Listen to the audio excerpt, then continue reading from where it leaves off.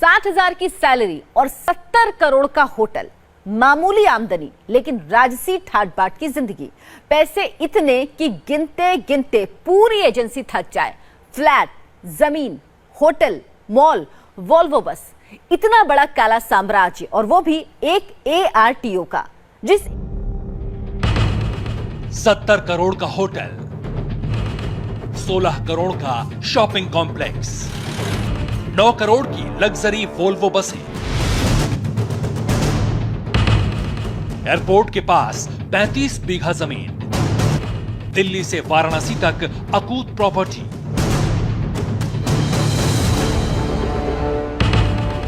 योगी के शिकंजे में 500 करोड़ का ARTO,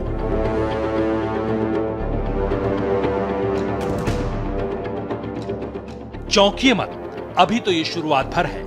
प्रॉपर्टी की पूरी डिटेल सुनेंगे तो आपके पैरों तले जमीन खिसक जाएगी। ये उस अफसर की अकूत दौलत का एक हिस्सा भर है जिसकी तनख्वाह महज 60 से 70 हजार रुपए महीने है। यूपी के भ्रष्ट सिस्टम का एक ऐसा अफसर जिसका नाम सुनकर बड़े बड़े अफसर भी सहम जाते थे। वो अफसर जिसके नाम का सिक्का लखनऊ के पंचम तल से दिल्ली तक चलता था। वो अफसर जो मायावती और अखिलेश के राज में ट्रांसपोर्ट की दुनिया का बेताज बादशाह हुआ करता था।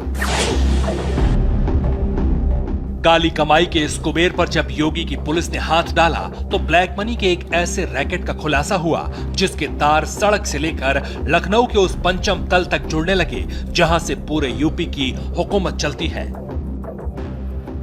Luxury hotel, shopping complex, luxury Volvo बसों का बेड़ा, महंगी महंगी जमीनें, ये तो सिर्फ उन प्रॉपर्टीज की लिस्ट है जिनके दस्तावेज पुलिस को मिले हैं। अभी पूरे साम्राज्य का खुलासा होना बाकी है। एक छोटे से अफसर के पास आखिर इतनी बेशुमार दौलत कहां से आई? वो कौन सी ताकत थी जिसके बूते यूपी का ये अरबपति बाबू बेखौफ होकर अपना काला साम्राज्य बढ़ाता रहा?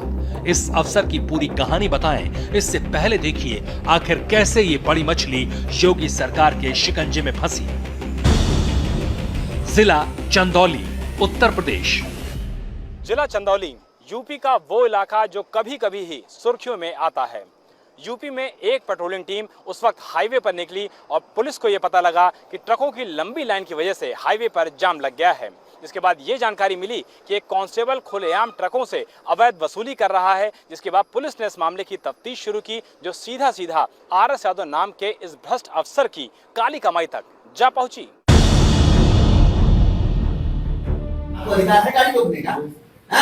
क्यों रोका आपने गाड़ी?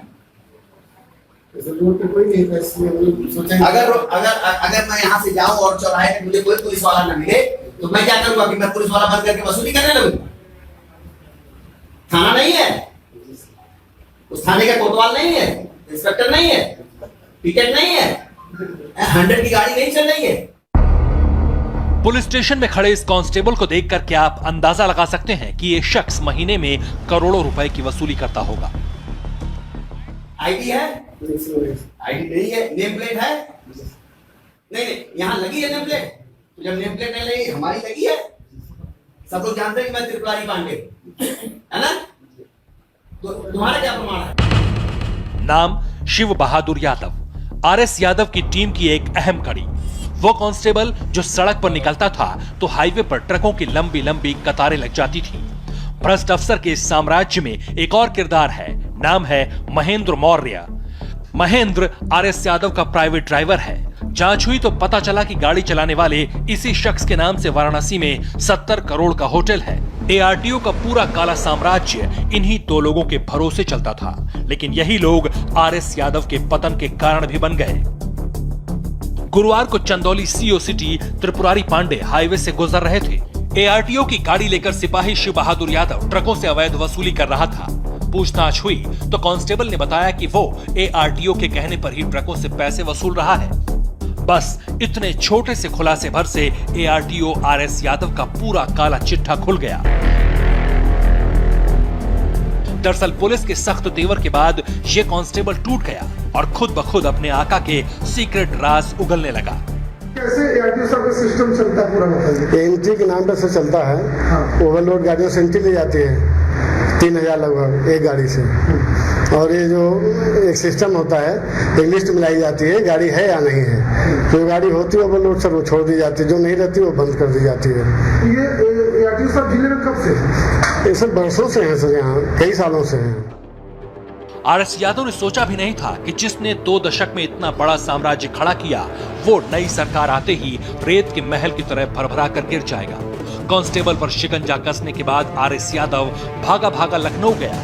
दिल्ली से लखनऊ तक बड़े बड़े लोगों से फोन पर मदद मांगी, लेकिन सब ने हाथ खड़े कर दिए, क्योंकि ये एक ऐसा केस था जिस पर सीधे सीएम योगी की नजर थी। सबसे बड़ी बात थी कि आरएस यादव के सबसे करीबी कांस्टेबल ने रट्टू तोते की तरह पुलिस के सामने सारी कहानी उगल दी। आप लोग जो पकड़ते हैं गाड़ी जी, जो पैसा वसूलते हैं वो कहाँ जाता है? किसके साथ जाता है? तो सब उसमें आधा आरटीओ साहब लेते हैं और आधे में हम सब हम लोगों को मिल जाता है और ऊपर चला जाता पैसा से। कितनी गाड़ियाँ चेक करती है रोड पर? रोड पे मिलने के ऊपर है सर। कांस्टेबल शिव बहादुर यादव से मिले इसी सुराग के बाद यूपी पुलिस ने ताबड़तोड़ छापेमारी शुरू की और खुलती चली गई सारी कड़ियां।